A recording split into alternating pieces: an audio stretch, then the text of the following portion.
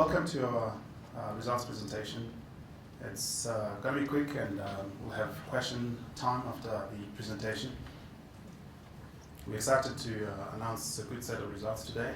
The highlights, we 8.1% up on our distribution, 99.45 cents per unit.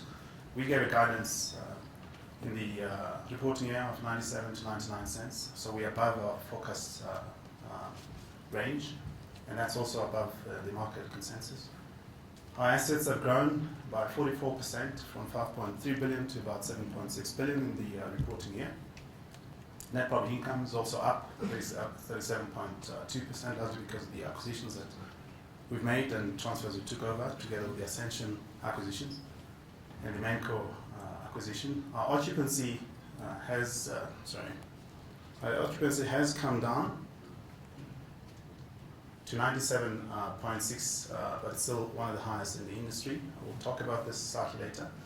Cost to income ratio remains at 13.7%.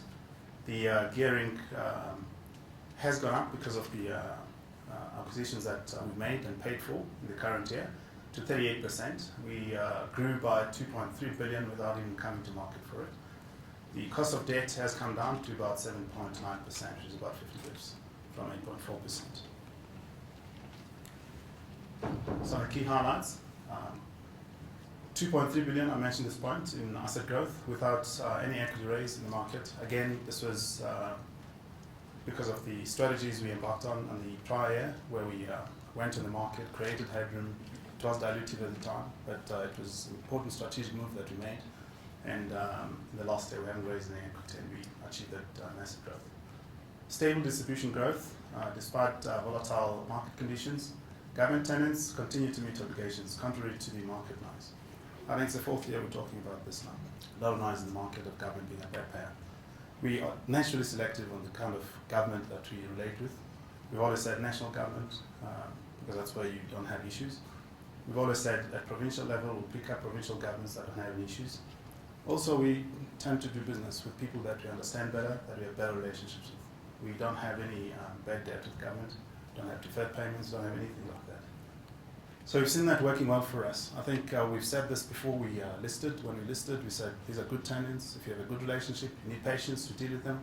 But if you have a good relationship, the money still comes, will continue to come.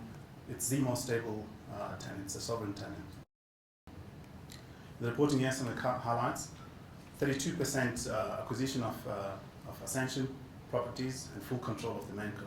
It's quite a highlight of the reported period. You remember that we started off in December last year with about 16.1% acquisition of the Ascension units. Then there was the Manco in February, and then after we had the possible JV with, which Michael alluded to, with Delta, and that's not being successful. We reached an amicable conclusion with Delta, where we bought the units that they had in Ascension, which then gave us controlling 32% there.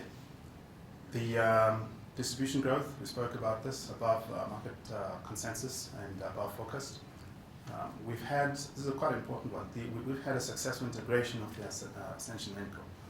The reason I'm saying it's important because we, since we bought the Manco, we incorporated all their managers into our team, and that has moved very smoothly, quite nicely. We've achieved a lot with Ascension. As you know, that portfolio needed a lot of vacancy fill-ups, etc., to achieve the double-digit growth that they focused in the market. They met that because we worked with the team and achieved that. So the integration is really been quite smooth. Company profile and milestones. These are the past 12 months. In September last year, we took transfer of the interest portfolio for about 1.1 billion at that effective yield.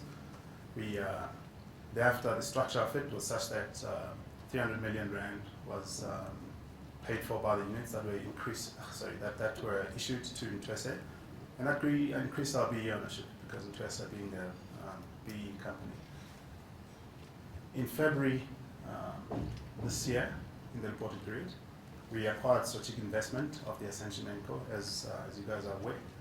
We also acquired the 16% of the Ascension in late last year. We settled that with units, 30 million units. We then in July, between February and July, as you guys quite know, we were busy with a possible merger with Delta, and that's not going through. We then reached an agreement with Delta to acquire the balance of the units which they owned of Ascension, paving way for us to be able to proceed with a possible scheme of arrangement of a merger with Ascension.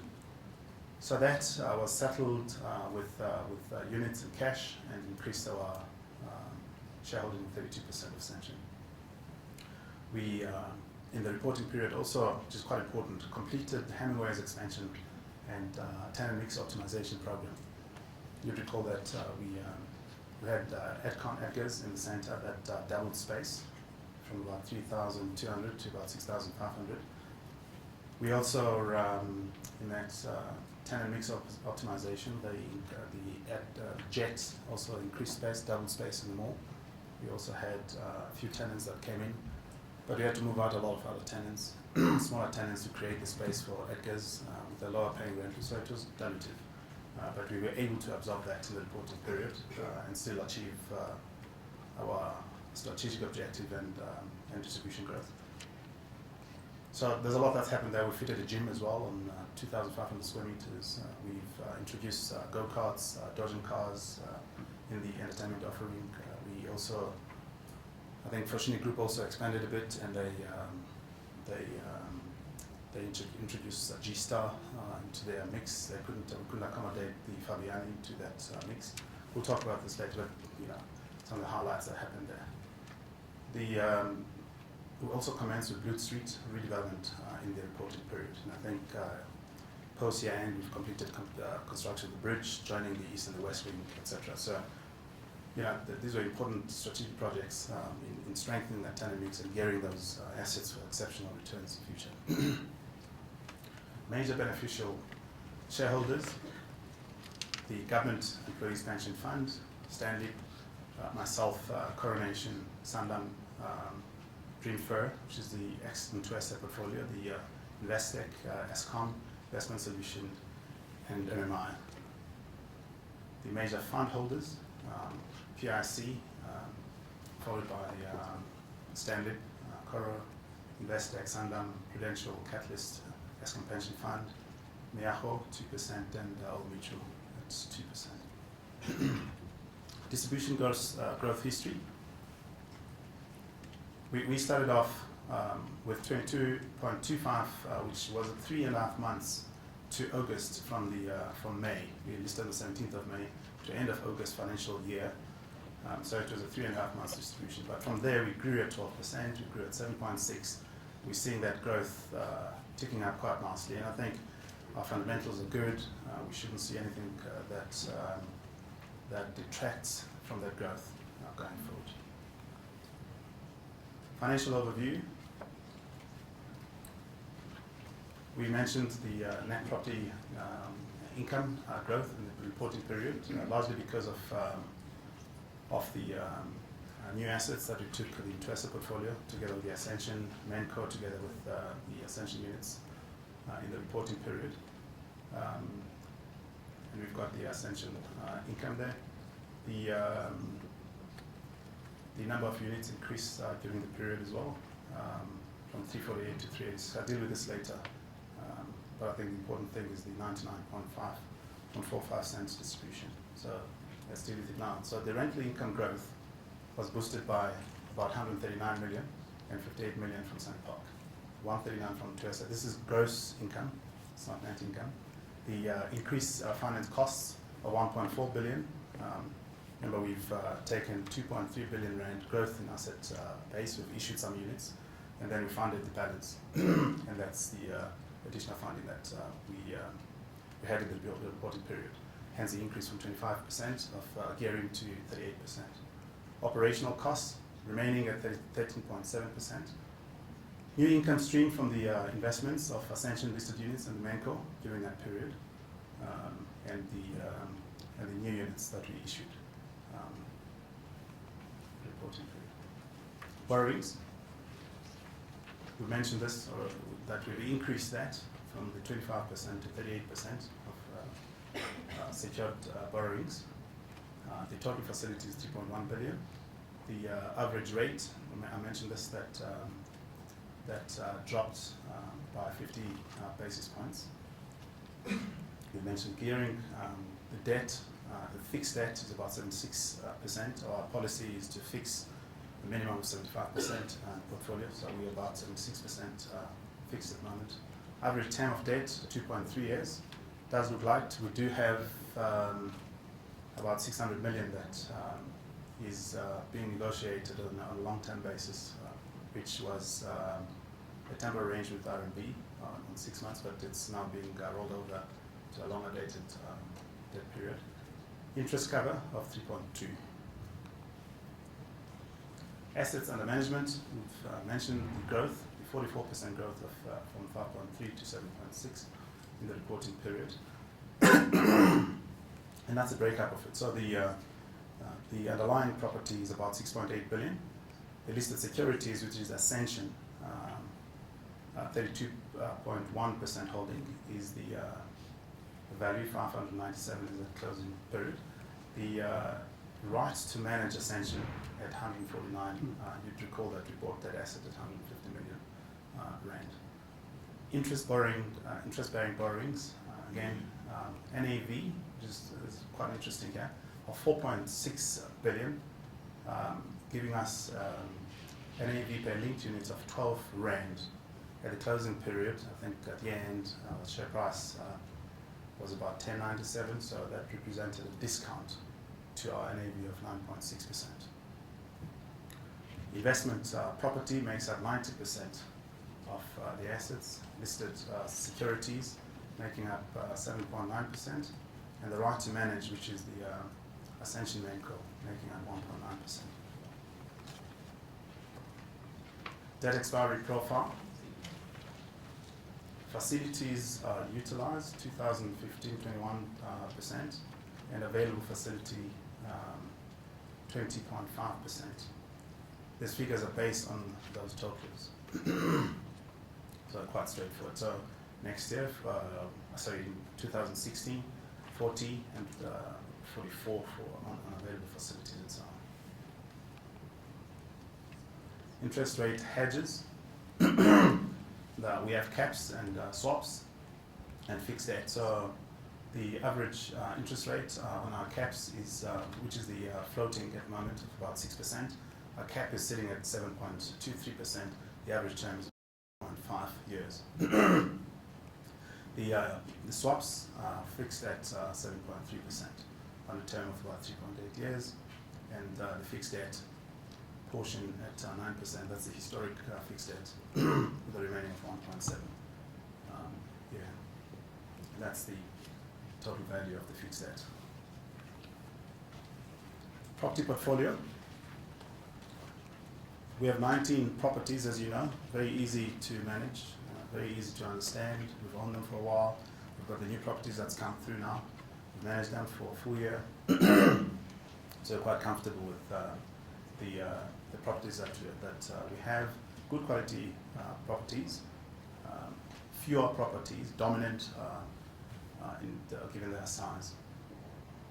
That is made up of 4 retail properties, making up about 3 billion, and 3.6 billion office properties, and industrial property, 1 industrial property. That's the makeup of the 6.8 billion. The value per square meter, average about 16,500. So the retail at 18,500 has got a lot of good room to move in terms of value terms as the turnover grows, as the rent to sales improve, as your rental escalation kick in, your value goes up. So very good room for movement compared to market for regional centres. The office at 15,000 also, I think for the kind of quality buildings that we have, you wouldn't be able to replace these buildings for that value. Weighted yield, 8% on retail, 8.5 and 10% industrial, giving us an average, weighted average of about 8.1. GLA of 415,000 across the portfolio, and retail being 163. Vacancy, 4.1, we'll talk about this slightly later, but that 4.1 includes strategic vacancies we have on Boot Street, which we deliberately created in order to allow for the expansion. As you're aware, we're linking the east and the west wing, and we've had to create vacancies where those two wings will be joining each other. We've finished the bridge now, we've completed construction, so by early next year those vacancies will fade away because we're creating more passages through to integrate the two wings. 1.3% in the office space, giving us a very low 2.4% vacancy in the portfolio. Average rental, 129 in the retail, 117 on the office, 59 on the industrial, 121 across the portfolio. The average escalation, this is the enforced escalation, 7.5% on retail, 8.6 on the office, and 7% on the industrial, giving us the 8.1. This naturally underpins our distribution growth. The weighted average lease period, 4 years, 4.2, 5.3, giving us an average of 4.1. Post year end, we've done some 5-year renewals at Hemingway's and that sort of thing. So this picture would improve as we do those 5-year renewals. You'd recall last year we had 5-year renewal cycle from Dunsany. So we just had 5-year renewal cycle for Hemingway's. High success rates on these. So you'll see that trajectory improving. I think we still have one of the highest average lease profile in the market. Net cost to income ratio, 13.7, led by the retail at 15.5. Naturally, as you know, retail is he's got the highest operating costs. We report this on a net basis. Other counters do report it on a gross basis, but our preference is reported on a net basis. And I think there's a move to try and standardize this across the REIT sector. Top 10 properties by value. Hemingway's. I think the important thing here is that Hemingway's, I think when we listed, was about 39% of the portfolio. That's come down quite drastically to about 20% of the portfolio now, which is half of what it used to be, given the growth that we've seen in the portfolio. So no heavy reliance on one asset. Sunny Park, which we acquired. I think just for this picture, we've added some more color than we've done before on this. So this was the original cost into the fund back then, and that's the valuation to date, and that's a cap rate. That's the entry cap rate, actually. So Sunny Park also, that's the cost that we acquired with, that's the valuation to date, and so on and so on. So if you look at this, your cost stands at about 4.7 against the valuation we have of about 5.4, and the average cap rate of 7.98 there. I think of importance here, the top 10 properties contribute 81% of our portfolio net income. They also contribute 82% by value. They also, Hemingway's concentration, sorry, I spoke about this point, moved from 39 to 23% since the listing. I think, as you know, we've only got 19 properties. There's only 9 properties not included here. So the other 20% is made up of 9 properties. Income spread of the top 10 properties. Hemingway's, from a rental income perspective, that's gross collections, stands at 23%, and 20% is the net income, followed by Sunny Park, 10%, 8% net income, followed by Dunsany, 7%, 6% net income. In fact, you can argue Salo is actually ahead of Dunsany, 7%, because net income is also 7%, together with Main Street. And then Liberty Building with 6% and 8% net income, and so on and so on. So whenever you have these special services, what we do is from a rental perspective, because you may argue why should your net income be higher than the gross. For purposes of calculating the gross income, we take the rental income. When you have special services and other services that are rendered to the department, then we exclude that for purposes of determining the rental income, because the rental income you have to determine what rate per square meter they're coming at so that you can benchmark with market, etc. Hence, you would see that there will be something that looks like an anomaly, but that's what explains it. Okay. Redevelopment and expansion projects. Hemingway's, we started in July last year. We completed July the following, so it was a 12 months project. We incurred at the reporting period 72 million. We had another 61 million to go, so that's about 130 million rand expenditure in that centre, which is almost, call it 9% of the value of the centre. Blood Street Mall, we've started this already in the current year. We've always said we're going to start. We had issues with air rights with the council and the whole range of things, so we started in July. So the bridge completes now in December, and we're largely complete now. It's really just the finishes that we're busy with at the moment that will take us to December. We're hoping some retailers could trade from December, but as it were, because they're fashion retailers, they can only trade in the following year. Balance of the project, July 2015, and that will include the Checkers, which is the ShopRite, where we are taking out Usave and expanding into a bigger box of ShopRite. Costs to date, 11 million, total 57 million. You'd recall that, in fact, we've made some saving here, because we were going to do this project with about 67 million initially. So projected cost to complete is 57 million now. Sectoral spread, the office by value making up 54%. We'll talk through here, with because we've always said we want to remain a retail-focused fund, and we've got pipeline retail, we've got other things we're looking at now. We do want to swing that back at a point. 44% retail at the moment. GLA, 55% office and 40% retail. Net income, office makes up 52%, and generally with the retail rentals being higher than office, that moves up to 46% when GLA is sitting at 14%.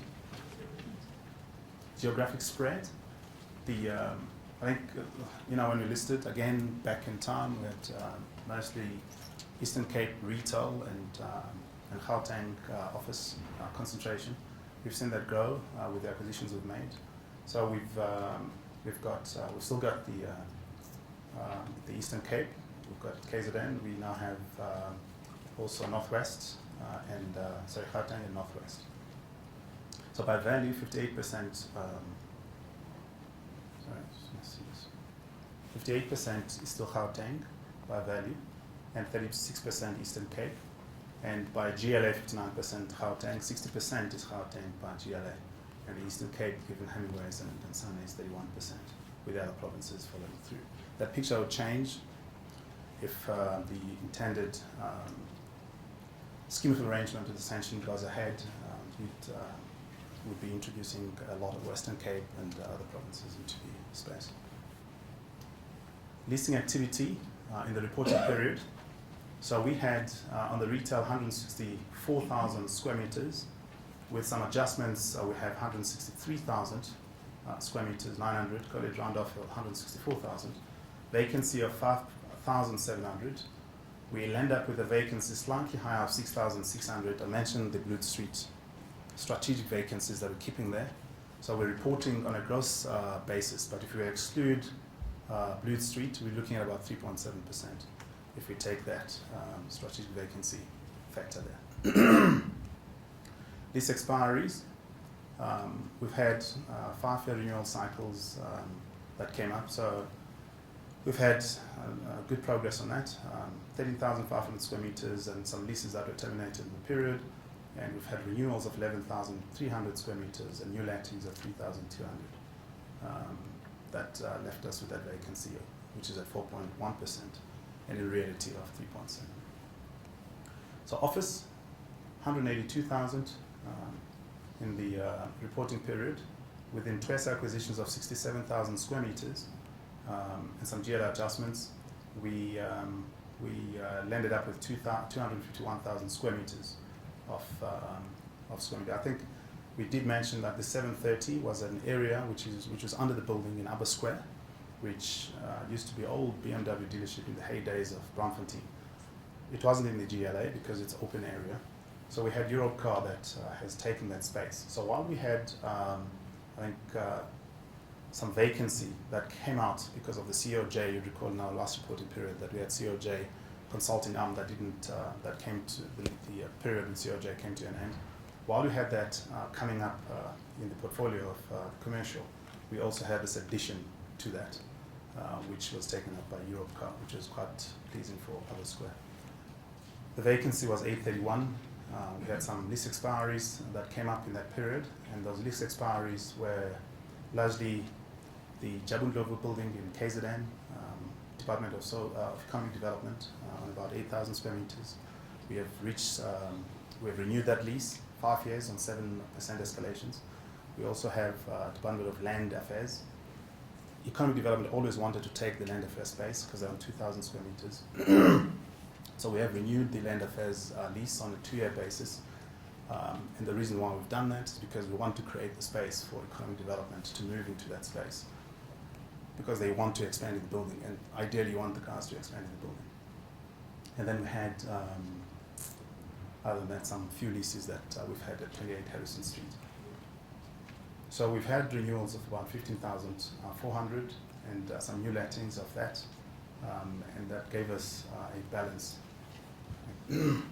of 3,300 vacancy, which represents a 1.3% vacancy factor.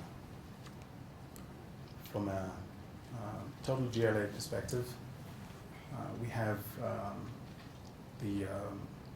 we started the year at 1.9%, and we end the year at 2.4%. That figure does change to about 2.2% if you take into account the strategic vacancy of Lute Street. So a true figure would sit at about 2% in the portfolio. Tenant profile by GLA. The GLA of National Department of Public Works, who represents all government departments at national level, takes up 33% of the space. Provincial government is 12.3%. The government agencies another 7%. The industrial property 4.6%, and then on the retail side, ShopRite, Checkers takes majority at 3.2%. Edcon, who represents Edgar's, Jet, CNA, and those type of brands, takes up 3.2%. Woolies, as you know, 2.5%. Pick n Pay, 2.1%. Foschini, who represents a whole range of brands, I think they've got about 21 brands in their space, takes up 2%, followed by Mr. Price. Also Price, they've got Weekend, they've got Home, they've got Sport, etc. Take up the 1.8%. Overall, this expiry profile by GLA, 10% on the retail, and overall 6% in the 2015 financial year. 2016 financial year, 10% retail, overall 5%. And I think you really see commercial starting in 2017 at 14%. But the GLA but the retail continues with the same 10%. The majority of your commercial comes up in 2018, half of it at 51%, and the balance is beyond that. Again, it talks to our lease expiry profile, which is the long-term expiry profile on the commercial side through sovereign government, which mitigates the short-term lease expiries, which I think, given the commercial property sector volatilities we see in the market with rent reversions, with a lot of supply coming through the market, I think we're very insulated from that. So even though we call it an office portfolio and a commercial portfolio, really its features are very different to what you see in the sector. Retail lease expiry profile, Hemingways, 10% coming up in the 2015 financial year. Largely, this also has the 5-year renewal cycle that remains in the Hemingways. The renewal cycle is the 1st of October, so that would have been sitting there in the, it will sit in 2015 financial year. And then in Dansani, and followed by Lute Street at 12%, and Sunny Park. I think this picture is pretty straightforward. Retail environment. So we've seen risks in retail as a broader impact from a macro perspective. National retail sales, they remain constrained under our current market conditions. Household debt remains high. relative to disposable income. Uncertainty of tenant stability, we've seen Able, which affected Ellerines and African Bank. So there's headwinds in the retail environment. Opportunities, as we see with our centers, we'll share some of the retail performance numbers later. But the large centers, they remain very defensive due to the critical mass and dominance. Again, because our centers are large and they're dominant in their primary markets. We've seen that playing its way for us. So our figures are always above retail sales and other centers of similar size.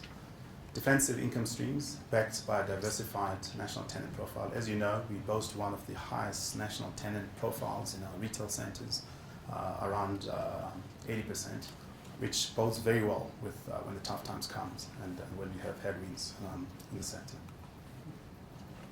Trading densities, Hemingway's, we see Hemingway's at 25,458. It's grown that trading density for about 7.7%. Dansani also grew quite well in this period, reporting period, to 25,500 at 18%. Now, what happens is that because sometimes people confuse the turnover growth and trading density growth as if it should be the same. And the simple reason is that we do turnover growth on a like-for-like basis, whereas your trading density, you take all the tenants at a particular given point in time, which is year end, and you measure them. So you'd have had tenants during this period who have dropped on that 5-year renewal cycle, for instance, who are marginal and low trading density. And now you have only tenants who are sustainable, and that hence they give you a much higher trading density. So that's a very good trajectory that we see there, even though we had a good hit rate on the renewal cycle. Blood Street, we talked on this the last time we presented to you. We had a centre that opened across, which affected our food anchors, the Cambridge Centre across on Blood Street. We've monitored the trajectory, thanks so much. We've monitored the trajectory after that, and we've seen that growth coming back again, quarter on quarter. So we're very pleased with, there's a lot of things that happen behind the scenes. So we're very pleased with that growth coming back again. I think next time we present to you, you'll be seeing a very good picture there. Sunny Park, very good growth. Again, trading density to 9.8% at 31,000 trading density. Rent to sales, I think it's pleasing to see a picture like this, from 8.8 to 8.4. Very good, sustainable rentals going forward. This talks to the sustainability of rentals, talks to the integrity of your distribution earnings, or underlying your earnings. From an income perspective, very good sustainable rentals that we see for a regional centre of this size. The Mdantsane City, very low at 5.3%. Again, township centres tend to have a very low trading rent to sales ratio. This is very sustainable going forward, and in fact, when the sector turns, you can only see upside from turnover clauses on that centre. This is really a reflection of the base rental. Your Blood Street Mall at 6.1%, again, very good. Bodes well going forward. Sunny Park staying at the same level.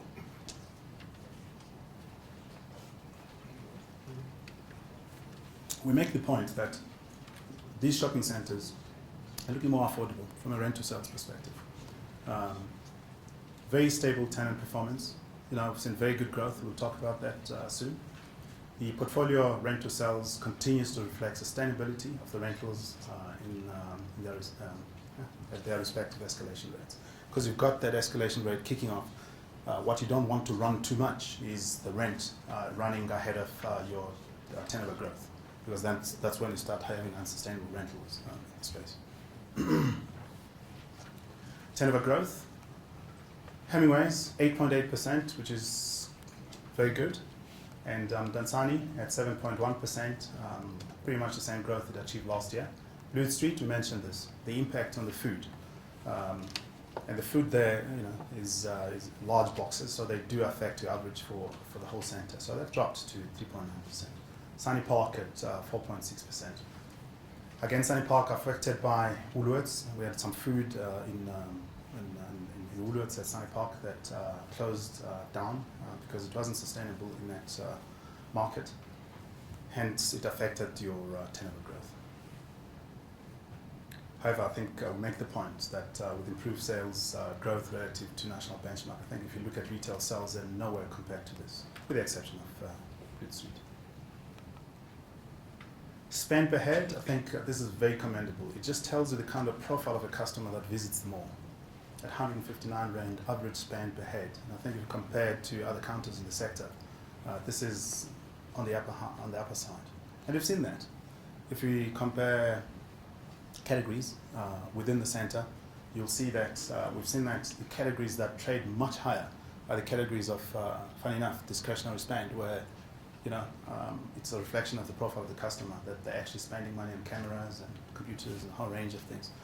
Jewellery, one of the highest trading densities is a jewellery store that we have. It's a local jeweller, highly specced, and if you ask, they tell you that in fact their highest selling product is a Rolex watch, which is strange. But it just tells you the profile of the customer for handwear. And the Dansani City, average spend 65 Rand.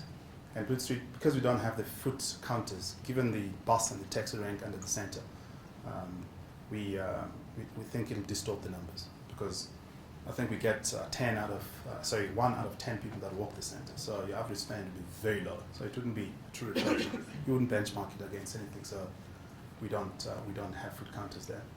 Having said that, we are putting foot counters for other reasons. I think for advertising, because we are looking at ways of creating more revenue for the asset and optimizing that asset to realize more value for you. And what we're doing there, we're putting the foot counters for purposes of the advertising companies that we're trying to create to come and put advertising space in the mall. Sunny Park, 47 Rand. Again, the centre is sitting in an area where there's lots of offices, there's students, that's why your spend per head is low, because there's just volumes of people walking through lunchtime to buy meat pies and things like that. Office sector, I made the point that we're largely insulated from the risks that we see in the office sector, because even though we call it office sector, government with large, big office blocks is very different to the risks you see in the office sector.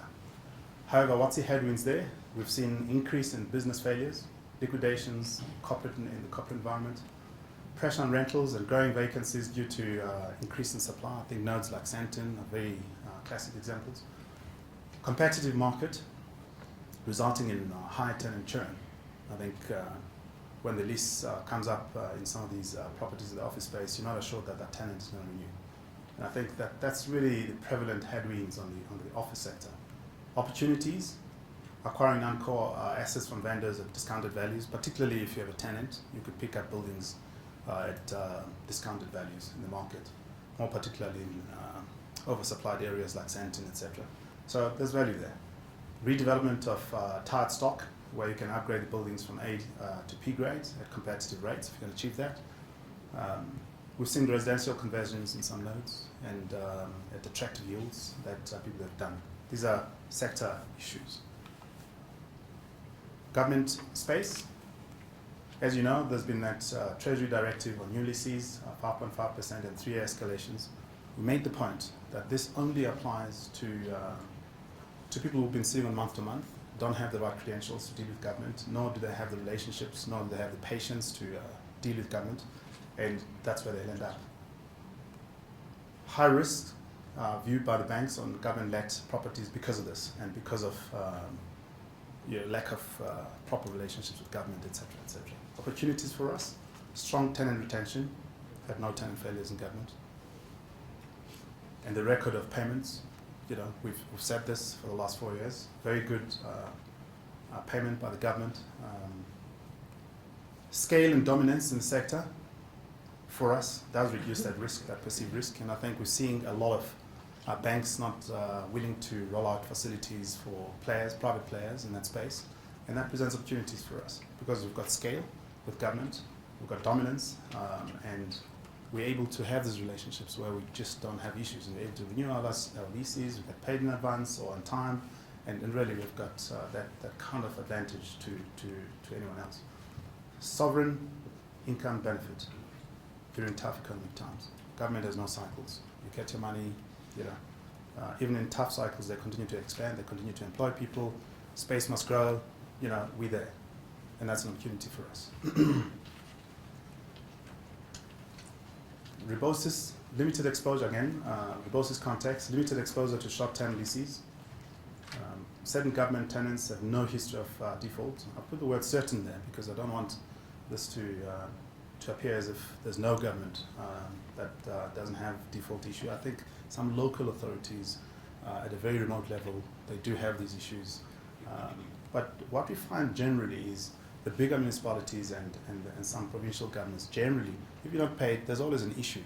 And it's all about communication, it's all about relationships and that sort of thing. So we don't have those issues. B, credentials. We've seen that our credentials do work. We've renewed leases for 5 years with 7% escalations, notwithstanding what people are saying that it applies to everybody, the 3-year and 5.5%. It just doesn't. Opportunities, predictable income streams. I think this underpins our earnings. It underpins our distributions and our distribution growth. So predictability is very important. I think it helps the analysts, it helps everybody else in order to predict where we're going, and that bodes very well. The long-term leases are cherry on top for that. We position for strong tenant retention due to location and quality of buildings. Again, we make the point that we don't have 2,000, 3,000 square meter buildings, 1,000 square meter buildings. We don't play in that space. We invest in dominant buildings where tenants invest a lot of money to be there, above 10,000 and up. And it's very hard for those tenants to think they can move to another building. And secondly, there aren't other comparable buildings that they can move to because those buildings are just very large by nature. They've been there in the CBDs, and once a tenant is in, the tenants are highly unlikely to move out, particularly if you look after the tenant. And I think we've seen tenants under pressure to move out, where aircons don't work, the lifts don't work, they have to walk up the stairs every day, we get frustrated. We don't have that. We look after our buildings. We've upgraded most of our buildings to B-grade status. You could argue they're A-grade status, but we just don't have the right parking ratios to justify the A-grade status for them. Market-related rentals, they mitigate future negative reversions. Again, we ensure that the rentals are market-related. We don't want to sit with the problem later. Now, there's two things. It's about your rent per square meter. What we do, we clean it up. So you take out all special services, or if you give additional security or cleaning and that sort of thing, because by nature, they are triple net leases in a way, except that you pay for rates and electricity and things like that and recover.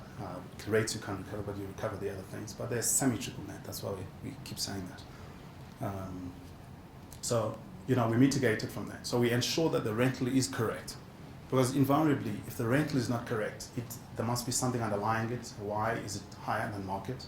Unless you can justify with the grade of the building and the attraction of the building and other things. So we've got a lot of benchmarks that we put in place to ensure that we're not exposed to high rentals. Same time, escalations. You don't want high escalations that at the end of the lease, you're going to have negative reversions that will affect your earnings. So we also ensure that your escalations are market related. Industrial property, office industrial. So we spoke to this, that our occupancy levels are sitting at 98.7. That's the average rental at 117. That's the escalation of 8.6%. And Talis, 100% occupied with the escalation in the rental reflected there. Again, we make the point, sovereign underpin from office portfolio shields us against the corporate sector risks that we've seen across the sector.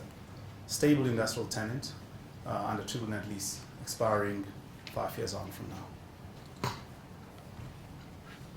Fund management. Our investment strategy, we continue searching for quality assets that meets our guidelines and investment criteria. We're very strict with this.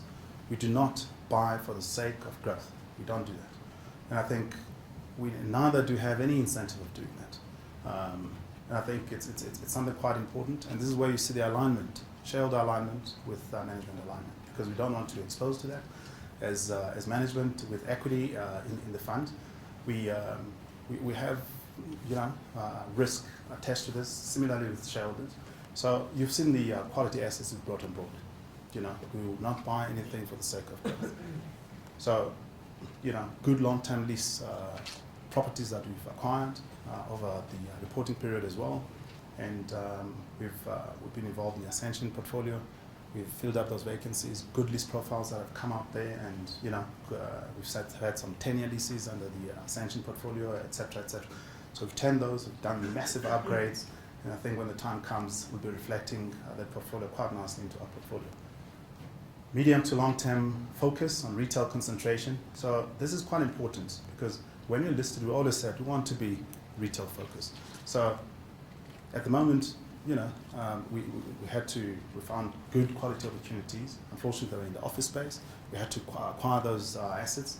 However, we do want to bring the fund back to more retail focus. What is retail focus? About 60%, around 66% minimum. That's really what we're looking to do in the future.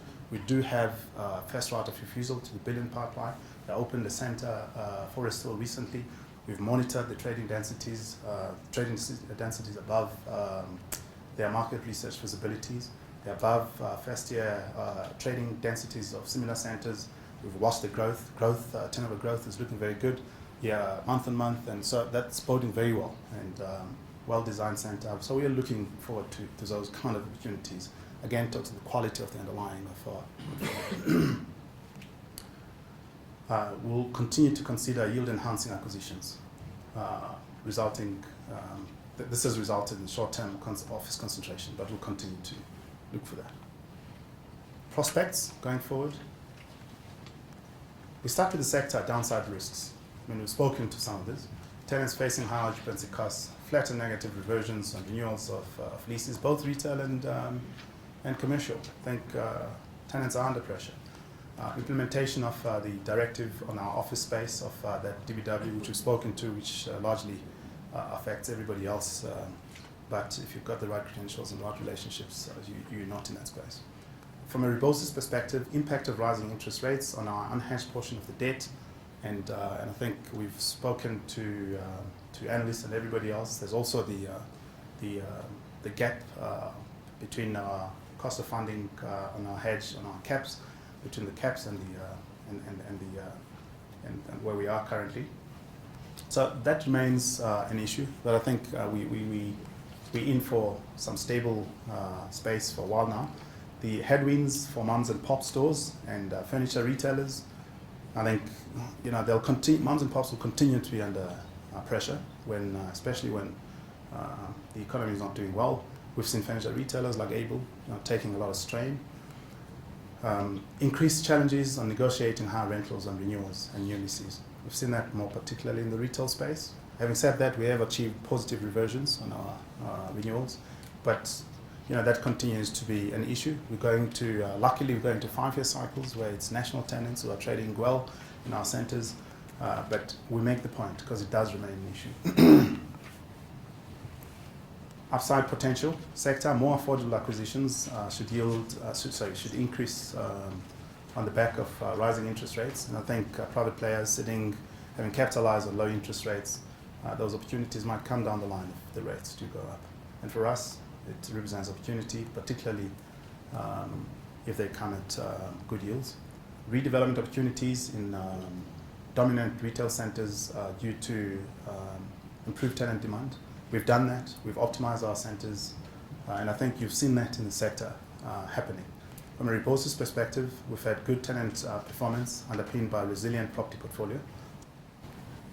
We've optimized our projects, so optimization projects have unlocked value and strengthened earnings potential, where we've got bigger boxes that expanded bigger and so on and so on. We've taken some small tenants, mums and pops, from those boxes.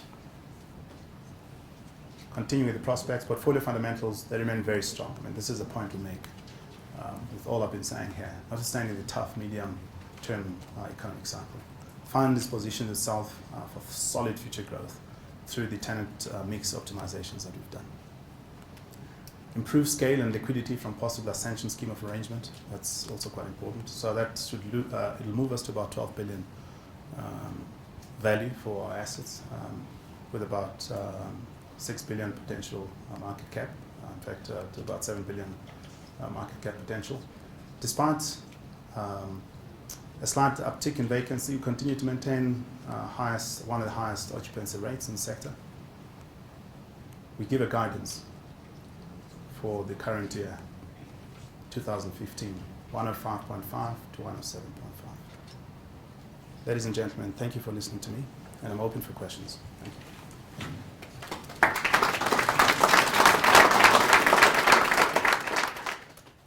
Sorry, there was a question, sir.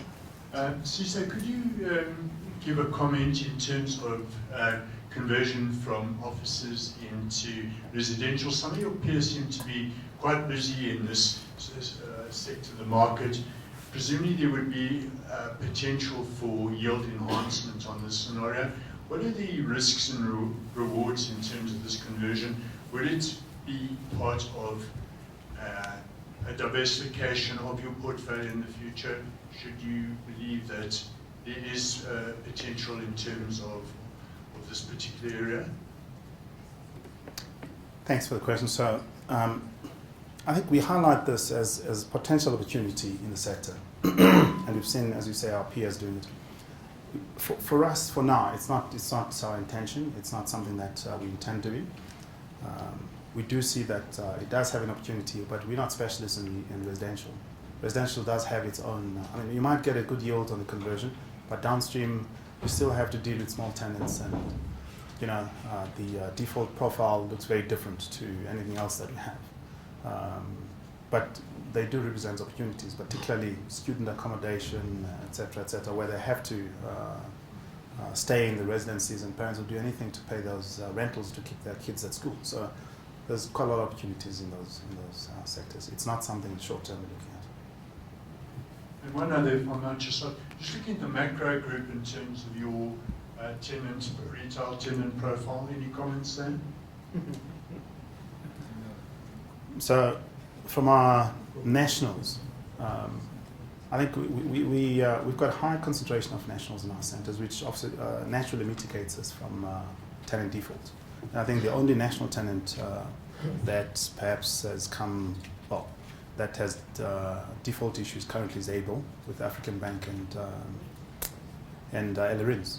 And I think there's very little exposure for us. It's just under 1% across the retail space on our portfolio. So it's not something that we've made measures and taken measures to replace them in our centres already. So it's not something that we're concerned about. Other than that, I think there's been noise around EdCon. We don't really think there is an issue around EdCon. They continue to expand quite well. We know there's debt issues. And they are looking at downstream to list the entity. But if you look at the underlying business, it's growing at 3%. So if you look more deeper, you'd realize they're good business. They just need to do something about their debt. So we're really not concerned about it. I was thinking specifically of the whole mass market group looking at game and all the entities within that group in terms of your tenant profile. Yeah, Massmart there's very little. In fact, we only have one game in Blood Street. We don't have any game in our centres, so we've got very little exposure. But we are monitoring that. We don't think there are fundamental issues there. No, there's noise in the market, but we don't think they just need to position game correctly in the market. I think the food concept is an issue, and they do want to roll it out, but whether it's working or not, we haven't been able to monitor it in our space because we don't have food in the game we have. But we don't think it's a big issue. I think they are struggling with the African drive. I think they need to understand that market better, and I think that's where the strain might be coming from.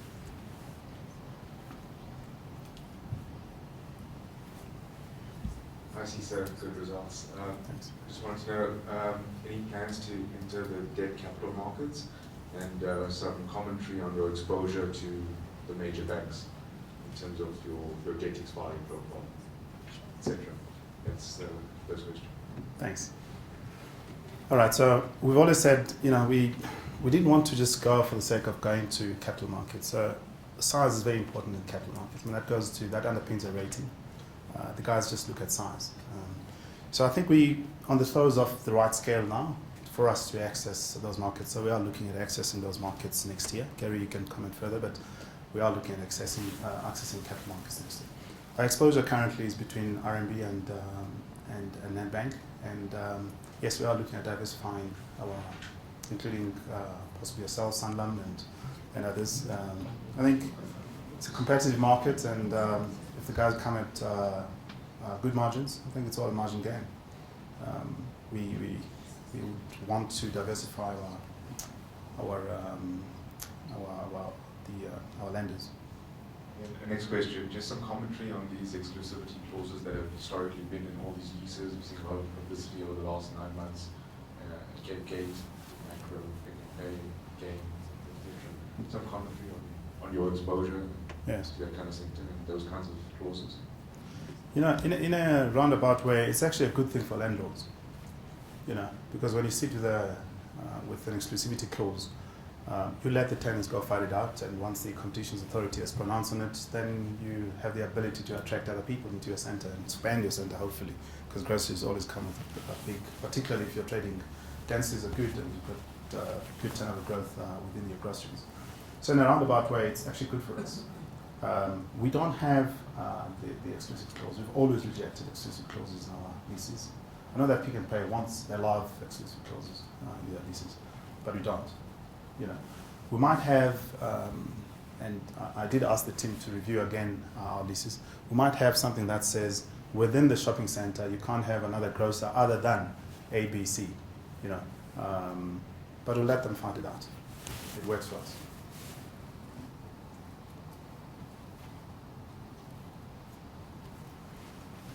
All right, any other question? Well, thanks for listening to me, and wish you the best of the day. Now we'll be seeing a few people on the audience. Thank you very much.